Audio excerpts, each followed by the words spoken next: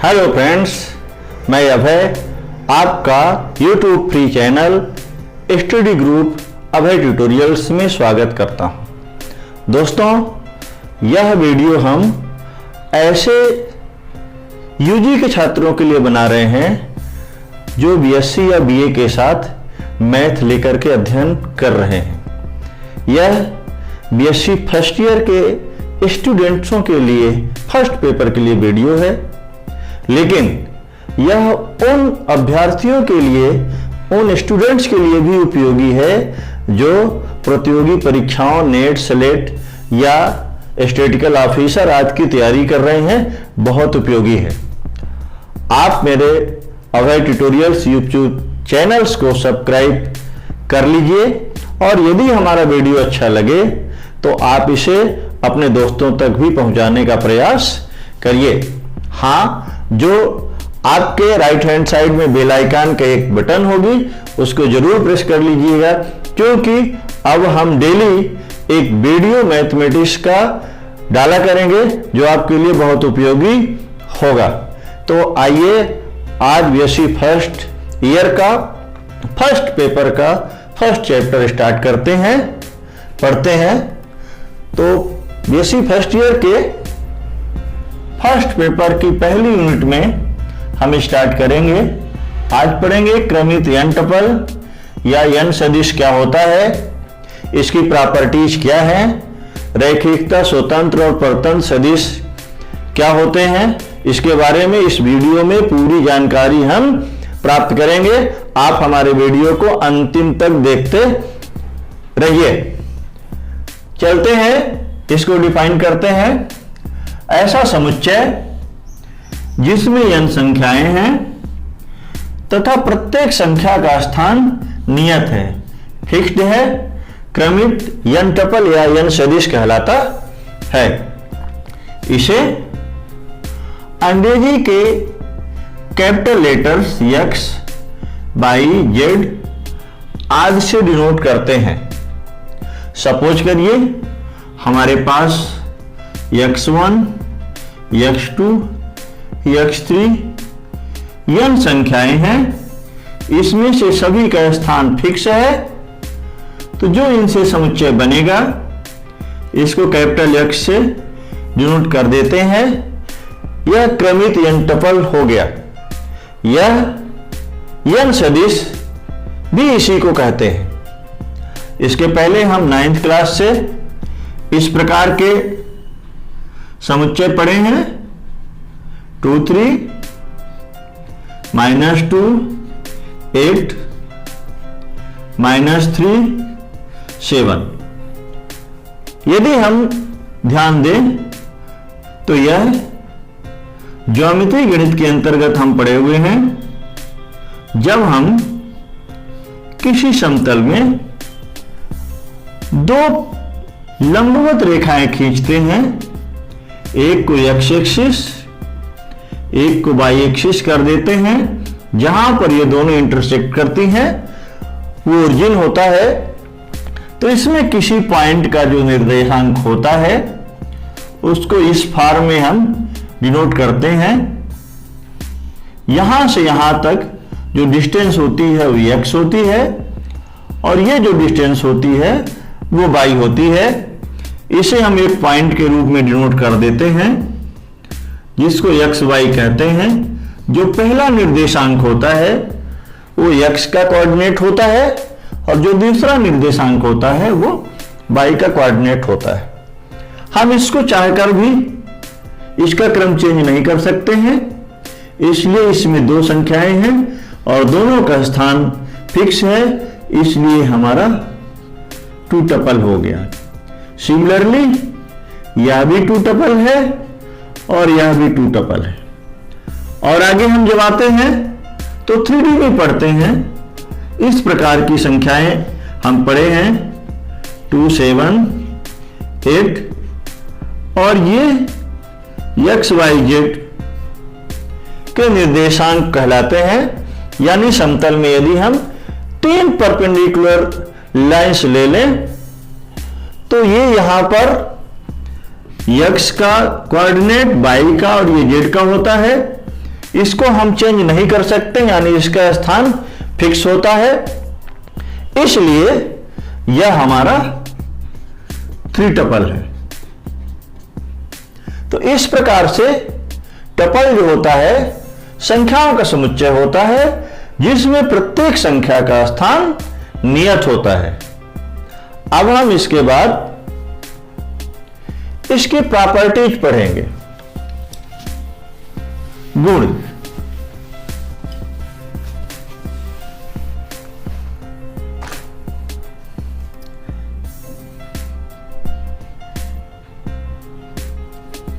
n tuple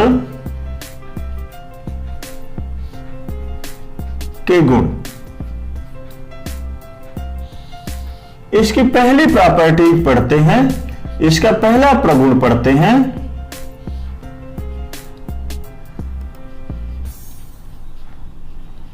दो टपलों की समानता।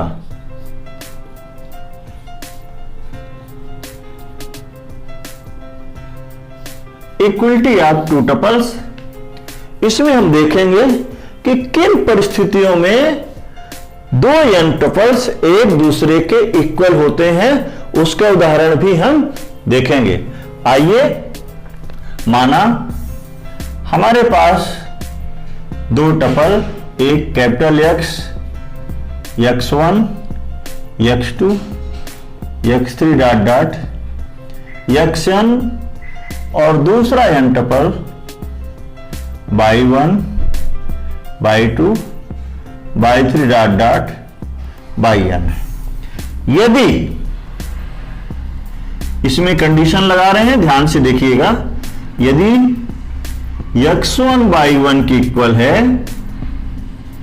x2 y2 की इक्वल है, x3 y3 की इक्वल है, और ऐसे यदि चलते चले जाएं तो xn yn के इक्वल है। कहने का मतलब यह हो गया कि पहले टपल का पहला कंपोनेंट दूसरे टपल के पहले कंपोनेंट से इक्वल हो, दूसरा दूसरे कंपोनेंट के तीसरे कंपोनेंट, चौथे कंपोनेंट और 90 कंपोनेंट सभी एक दूसरे के इक्वल हो, तो दोनों टपल इक्वल टपल कहलाते हैं। यानी तब आपका x इक्वल टू y होगा। आइए इसके एग्जाम्पल्स देखते हैं। सपोज करते हैं हमारे पास एक टपल है 1 4 9 और दूसरा टपल है 1 स्क्वायर 2 स्क्वायर 3 स्क्वायर। यहां पर यदि हम इस टपल को सॉल्व कर देते हैं तो ये भी हो जाता है 1 4 9, और आप देखेंगे कि पहला कंपोनेंट पहले के, दूसरा दूसरे के, तीसरा तीसरे के इक्वल है, इसलिए दोनों ही टपल एक दूसरे के इक्वल है। चलिए एक एग्जाम्पल और देखते हैं। यदि सपोज करिए कि x इक्वल टू 1 4 9 और y इक्वल टू 1 9 4 है। इसमें हम देखते हैं कि दोनों के कंपोनेंट तो सेम है, लेकिन उनका प्लेस सेम नहीं है।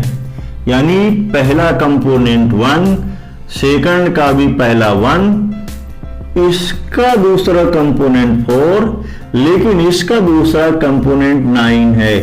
किसी भी कंडीशन में ये दोनों इक्वल नहीं है, जबकि आप देखेंगे कि 4 यहां है। हमको इससे मतलब नहीं है, यहां 9 है और यहां पर आपका 4 है, ये भी इक्वल नहीं है। इसलिए दोनों जो n सदिश या टपल हैं एक दूसरे के इक्वल नहीं है। यानी दो टपल इक्वल तभी होंगे जब उनके सेम प्लेस के कंपोनेंट एक दूसरे के इक्वल हों। आइए अब इसकी दूसरी प्रॉपर्टी देखते हैं। प्रगुण 2,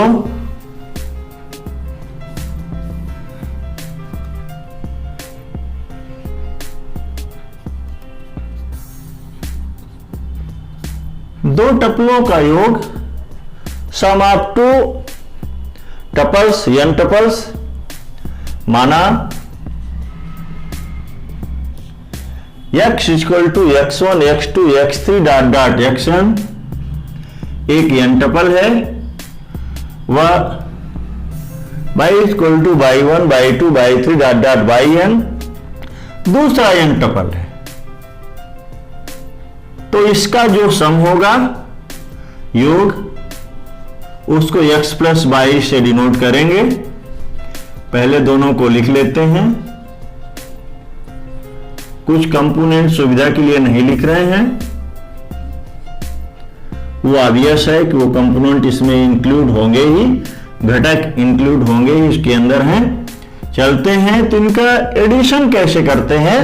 सबसे सरल है, पहले कंपोनेंट से पहला जुड़ेगा, यानी x1 प्लस y1, दूसरे से दूसरा जुड़ेगा, यानी x2 प्लस y2, और इसी तरह से अंतिम वाले से जुड़ जाएगा। यह इनका सम निकल आया, इनका योग निकल आया। लेकिन दोस्तों इस बात को विशेष रूप से ध्यान में रखना है कि टू टपल्स का सम तभी डिफाइन होगा जब दोनों में नंबर ऑफ एलिमेंट सेम होंगे। यदि नंबर ऑफ एलिमेंट सेम नहीं है तो किसी भी कंडीशन में उनका सम डिफाइन नहीं होगा, यह ध्यान में रखना है। तो इसका हो गया। इसकी नेक्स्ट प्रॉपर्टी हम देखेंगे,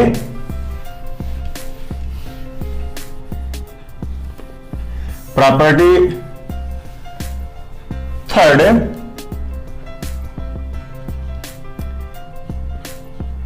किसी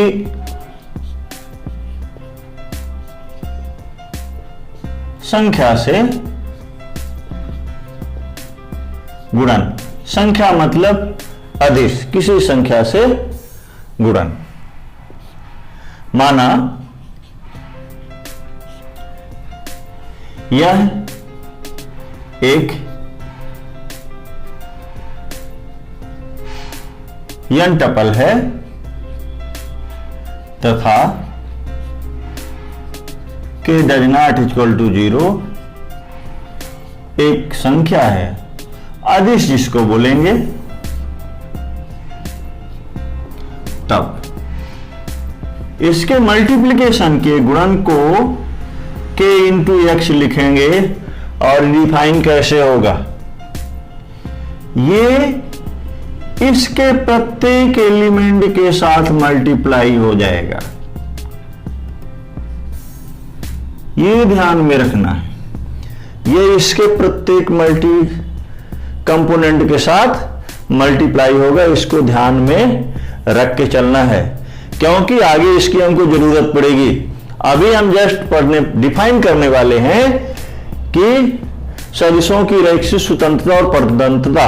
ये ध्यान में रखिएगा कि जो n टपल होते हैं वही n सदिश कहलाते हैं। आगे हम सुविधा के लिए उनको सिर्फ सदिश बोला करेंगे, इसलिए ध्यान में रखिएगा। यहां से इसकी प्रॉपर्टी समाप्त हो जाती है। आगे हम बहुत ही महत्वपूर्ण डिफिनेशंस टॉपिक लेने वाले हैं।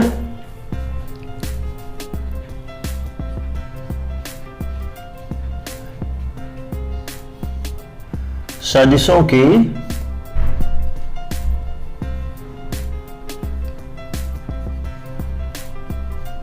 रैखिक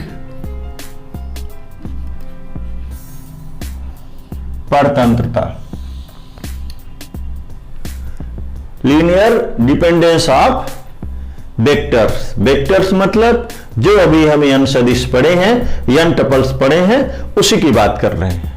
तो चलते हैं, देखते हैं कैसे इसको डिफाइन करेंगे। माना capital X1 capital X2 dot dot capital Xn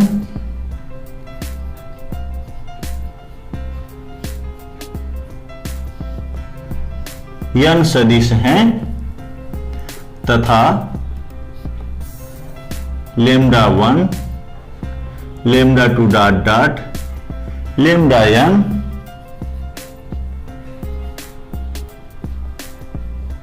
n अदिश हैं, इसमें एक चीज जोड़ेंगे, सभी शून्य नहीं है, तब सदिश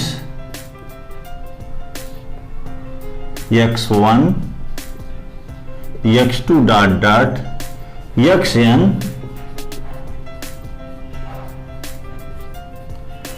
रैखिकता है परतंत्र कहलाते हैं या होते हैं यदि λ1 x1 प्लस λ2 x2 प्लस से लेकर के λn xn इक्वल टू 0, ये रिलेशन हमको मिल जाए। फिर से इसको एक बार देखते हैं। हमारे पास x1 x2 xn n सदिश हैं और जितने सदिश हैं उतने ही अदिश यानी संख्याएं हैं λ1 λ2 λn। तब ये जो सदिश हमको दिए हैं ये रैखिकता परतंत्र कहलाते हैं, लीनियरली डिपेंडेंट कहलाते हैं। यदि एक रिलेशन हमको इस प्रकार से मिले कि λ1 x1 plus λ2 x2 plus λn xn और इसकी वैल्यू 0 हो जाए यानी शून्य सदिश मिल जाए, तो ये सदिश रैखिकता परतंत्र कहलाते हैं। यहां पर यह ध्यान में रखना है कि यहां पर ये एक वर्ड यूज किए हैं कि सभी शून्य नहीं है। इसका मतलब ये है कि कुछ शून्य हो सकते हैं लेकिन सभी शून्य नहीं होंगे, कम से कम एक ऐसा होगा जिसकी वैल्यू 0 के इक्वल नहीं होगी। ये तो हमारी सदिशों की रैखिक परतंत्रता की डिफिनीशन हो गई। अब रैखिक स्वतंत्रता की डिफिनीशन पढ़ेंगे।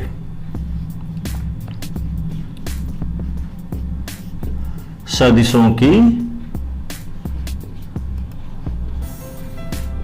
रैखिक स्वतंत्रता, लीनियरली इंडिपेंडेंस ऑफ वेक्टर्स, इसको भी डिफाइन करते हैं। माना x1 x2 dot dot xn n सदिश हैं तथा λ1 λ2 डॉट डॉट λn n अदिश हैं। ये हमने x1 x2 xn n सदिश ले लिया या n टपल ले लिया और इतनी ही संख्याएं ले लिए, अदिश ले लिए। यहां पर ध्यान देने वाली बात है कि यदि λ1 x1 plus λ2 x2 plus dot dot λn xn equal to 0, तो हमको मिलना चाहिए λ1 बराबर 0, λ2 बराबर 0 डॉट डॉट λn बराबर 0। दोनों डिफिनीशन आपके सामने है, बहुत ध्यान से इसको देखने की जरूरत है। इसमें कहते हैं कि ये हमारे पास n सदिश हैं और n हमारे पास संख्याएं हैं जिनमें से सभी शून्य नहीं है। तब इनके बीच में एक रिलेशन इस तरह से मिलना चाहिए कि इसका मान 0 हो जाए। लेकिन जब रैखिकता स्वतंत्रता की डिफिनीशन डिफाइन करते हैं तो कहते हैं कि पहले से एक रिलेशन यदि हमको इस प्रकार से मिला है तो यहां से हमको ये जो λ1 λ2 λn n अदिश हैं इन सब का मान 0 हो जाना चाहिए।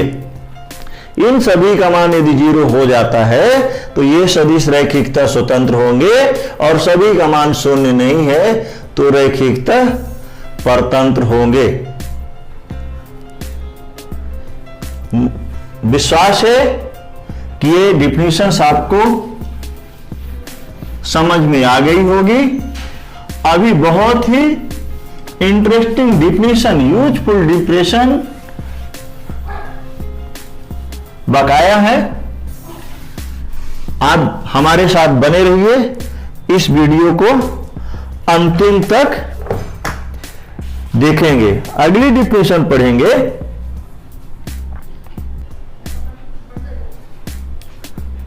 सदस्यों का एक घात संचय, इसको डिफाइन करते हैं। माना x एक सदिश है, तब x सदिशों x1 x2 dot dot xn का एक घात संचय होता है या कहलाता है यदि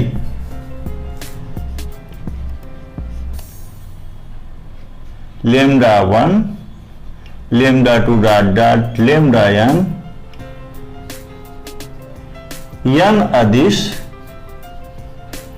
इस प्रकार हों कि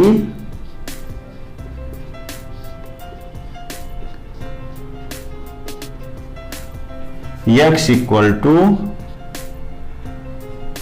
λ1 x1 plus λ2 x2 plus dot dot λn xn। आइए फिर से एक बार इसको देखते हैं। कैपिटल X एक सदिश हमारे पास है, तब इस कैपिटल X को इन सदिशों x1 x2 xn जिनकी संख्या n है का एक घात संचय होता है यदि इतने ही अदिश λ1 λ2 λn इस प्रकार से हमारे पास मिले कि यदि इन सदिशों में हम λ1 λ2 से मल्टीप्लाई करके जोड़ दें तो हमको x के बराबर मिले। दोस्तों, आज हमने आपको इस वीडियो में n टपल या n सदिश क्या है, उन सदिशों की प्रॉपर्टीज और रैखिक स्वतंत्रता, परतंत्रता और एक घात संचय, ये चार डिफिनेशंस जो बेसिक डिफिनेशंस हैं, इनको हमने क्लियर किया है। इसके अगले वीडियो में इस पर ढेर सारे एग्जाम्पल्स लेंगे और उसको सॉल्व करेंगे, तो आप तब से इस परिभाषा को, इस डिफिनेशंस को पढ़ लीजिए, क्योंकि अगले वीडियो में आपको प्रॉब्लम सॉल्व करनी है। यदि आपको इसमें कोई बात समझ में नहीं आई है तो आप हमारे कमेंट बॉक्स में कमेंट कर सकते हैं। हम आपकी प्रॉब्लम सॉल्व करने का प्रयास करेंगे। धन्यवाद।